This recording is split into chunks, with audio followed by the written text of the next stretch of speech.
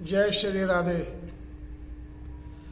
देखिए, आज का ये जो वीडियो है वो आपके समक्ष वो आपके ही जीवन से जुड़ा हुआ है। वो हमारा आपका जीवन जो है ये उसी से जुड़ा हुआ है और आप इसको ध्यान से सुने। और वो है क्या कि आप कर्ज से मुक्ति कैसे पाए। हर इंसान किसी न किसी काम के लिए कर्ज ले ही लेता है, चाहे किसी साहूकार से ले चाहे बैंक से ले। और वो कर्ज लेता है, लेकिन उस कर्ज को अपने ही सामर्थ्य के अनुसार भी लेता है। छोटा जो आदमी होता है वो अपने ही सामर्थ्य के अनुसार कर्ज लेता है, और जो बड़े बिजनेसमैन होते हैं वो उसके तरीका से कर्ज लेते हैं।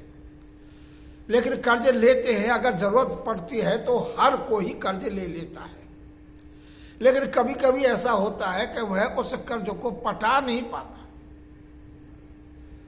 उस कर्ज को न पटाने के कई कारण होते हैं जिनसे वो कर्ज नहीं पटता। बाजे बाजे की तो मैं देखता हूं कि कई कई साल बीत जाते हैं, लेकिन उससे कर्ज कभी नहीं उतरता और वह कर्ज उनके बच्चों के ऊपर चला जाता है। लेकिन आज इसी को लेकर के मैं ये वीडियो बना रहा हूं कि आप उस कर्ज से कैसे मुक्ति पाए, जल्दी से जल्दी उससे कैसे छुटकारा पाए। और ये आपको गारंटी के साथ कहता हूं, आप इस कर्ज से जो मैं आपको उपाय बताऊंगा आप उसी तरह से करोगे तो 100% आप अपने उस कर्ज से मुक्ति पा सकते हो। चलिए, आज मैं आपको अपना निजी अनुभव बताता हूं, क्योंकि आप जानते हैं हम ब्राह्मण आदमी हैं, पंडित आदमी हैं। हमारे पास ज्यादातर कोई आता है तो दुखी होकर के ही हमारे पास आता है। अधिकतर लोग कोई ना कोई परेशानी लेकर के हमारे पास आते हैं। तो एक आदमी पत्नी के साथ में हमारे पास आए, और वो रहने वाले कहाँ के थे, दुर्गापुरी चौक के पास में अशोक नगर है, वहां पर रहते थे। और उनका काम था लक्ष्मी नगर में। तो उनके मन में ये आया कि रोज का जाना आना होता है, इसलिए मैं इस मकान को बेच करके वहीं पर अपना काम है वही मकान ले लूं। लेकिन आप जानते हो, दुर्गापुरी चौक के पास अशोक नगर और लक्ष्मी नगर की जमीन में बहुत बड़ा अंतर है। वहां कीमत कुछ और है और वहां कीमत कुछ और है। लेकिन चलिए, उसने सोचा कि कुछ इस मकान के बेचने से पैसा आएगा और कुछ में लोन ले लूंगा, लोन लेकर के मकान को मैं खरीद लूंगा। और उसने वैसा ही किया, उसको बेचा। जो पैसे उसके थे उसको देकर के बचे कुछ ही रकम का उसने लोन कर लिया, और वो लोन को कमा करके देने की कोशिश करता रहा। लेकिन 3 साल तक वो कर्ज को देता रहा, लेकिन ब्याज को ही पटा पाया। मूद में से 1 रुपया भी कम नहीं हुआ। अब वो अपने घर में बड़ा परेशान होने लगा। घर में 4 प्राणी थे, मियाँ बीबी 2 जने थे, 2 उनके बच्चे थे, 1 लड़का 1 लड़की। जब कर्ज होता है तो आप जानते हो घर में विरोध हो गया, पति पत्नियों में झगड़े होने लगे। तो उस झगड़े के ही कारण वो मेरे पास आ गए। कहीं से मेरा सुन लिया होगा उन्होंने नाम कि वो बंगाली बाबा की कुटिया में एक पंडित जी रहते हैं, आचार्य जी, चलो उनके पास चलते हैं, शायद वो हमारी इस समस्या का कोई समाधान करें। इसलिए वो हमारे पास आ गए। जब वो हमारे पास आ गए तो हमारी उनसे बात हुई तो उन्होंने सीधा कहा कि हम दोनों मियाँ बीबियों में, पति पत्नियों में रोज झगड़ा रहता है। हमने जो मकान लिया था वो कर्ज में ले लिया था, और हमारे पास इतना कर्ज है कि हम उसको पटा नहीं पा रहे। अब हम क्या करें, उस ऋण से हम मुक्त कैसे हो। तो हमने उनसे कहा कि अगर तुम हमारी बात को मानते हो तो ये मैं जरूर कह सकता हूं कि आप अपने इस कर्ज से मुक्ति पा सकते हो। वो हाथ जोड़ करके पैरों में पड़ करके दोनों मियाँ बीबी कहने लगे, हम कुछ नहीं जानते गुरुजी, हमें तो केवल इस कर्ज से मुक्ति दिलाओ। जो आप कहोगे वो हम करेंगे, जो आप उपाय बताओ। अब उन्होंने सोचा था कि पंडित जी के पास में उपाय ही होते हैं, कोई जादू टोना हो, कोई मंत्र वंत्र हो, बता देंगे, कोई पाठ पूजा, उससे ऋण उतर जाएगा। लेकिन देखिए, पूजा पाठ मंत्र जप ये सब अपनी जगह पर काम करते हैं, लेकिन जहाँ व्यावहारिक चीजें होती हैं वहां पर ये मंत्र वंत्र काम नहीं करते। जो अपने आप काम करना पड़ता है वो करना ही पड़ता है, वो मंत्रों से नहीं होता।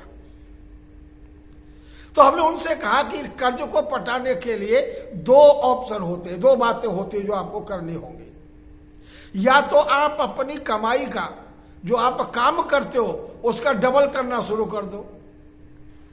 जैसे ओवर टाइम नहीं लगाते, यानी मेहनत डबल करो, कुछ आप करो, डबल मेहनत करके कुछ अपनी पत्नी को लगाइए। अगर आप डबल करेंगे तो जो डबल में काम की कमाई होगी उसके करने से उससे कर्ज पटा सकते हो। एक तो आपका ये उपाय है, अगर आप कर सकते हो इतनी मेहनत तो आप कर लीजिए। और एक दूसरा उपाय मैं आपको और बताता हूं जिसको आप कर सकते हो। वो कौन सा उपाय बताया वो ध्यान दे करके सुनो। देखिए, हर इंसान को अपनी आमदनी के हिसाब से खर्च करना चाहिए। पहला फॉर्मूला है ये, सबसे पहला।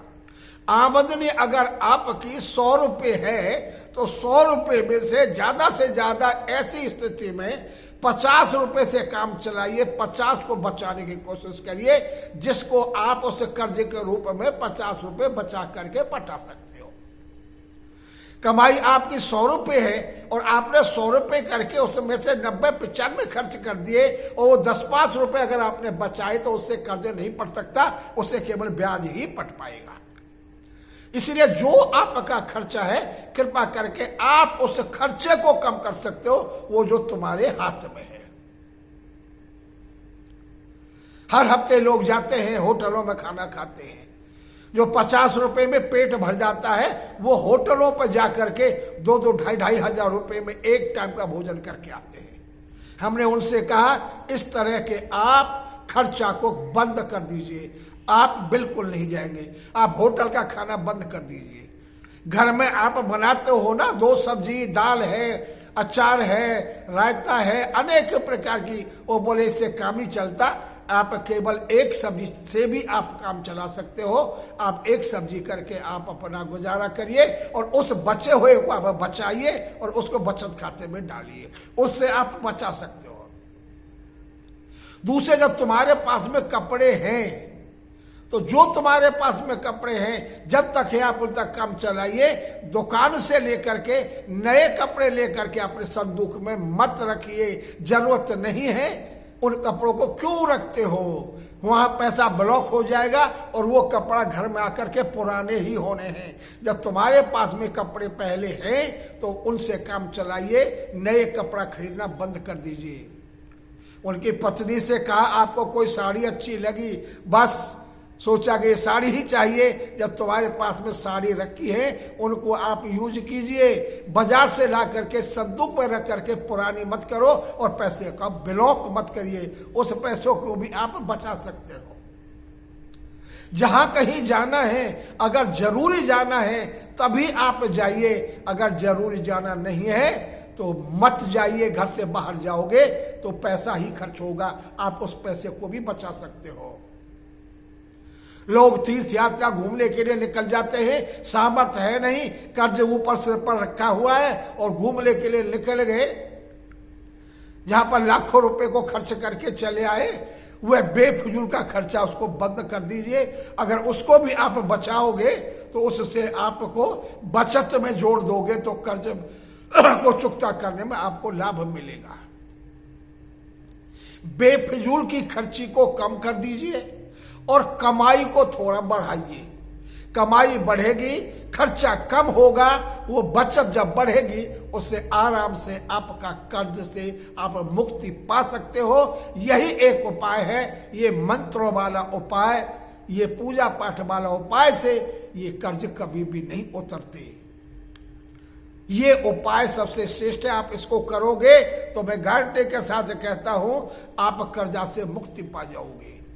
जब मैंने ये टिप्स दिया, इसे सुन करके वो पैरों में लेट गए और घर गए कि जो गुरुजी आपने कहा है वही करेंगे। जब वो मेरे पास 1 साल के बाद आए, दोनों मियाँ बीवी में बड़ा प्यार था और उस कर्ज को 3 हिस्सों का 3/4 को पटा चुके थे 1 साल के अंदर। 1/4 कर्ज बचा था। बोले कि गुरुजी आपके बताए हुए रास्ते पर चले हैं तो हम लगभग अपने कर्ज को 1 साल के अंदर चुकता कर चुके। तो ये आपको मैं कर्ज से मुक्ति का उपाय बताता हूं। ऋण से मुक्ति कैसे होगी? ऋण से मुक्ति का यही एक उपाय, आप इसको करिए। ये मेरा भी निज अनुभव है और आप इस अनुभव को यूज करिए। अरे बचत में भी यही होगा, बचत भी इसी तरह से ही होती है। अगर बचत करना है तब भी इसी तरह से ही होगी। अगर ये वीडियो अच्छा लगा हो तो इसको लाइक कर दीजिए, शेयर कर दीजिए और सब्सक्राइब भी कर लीजिए। जय श्री राधे, जय श्री कृष्ण।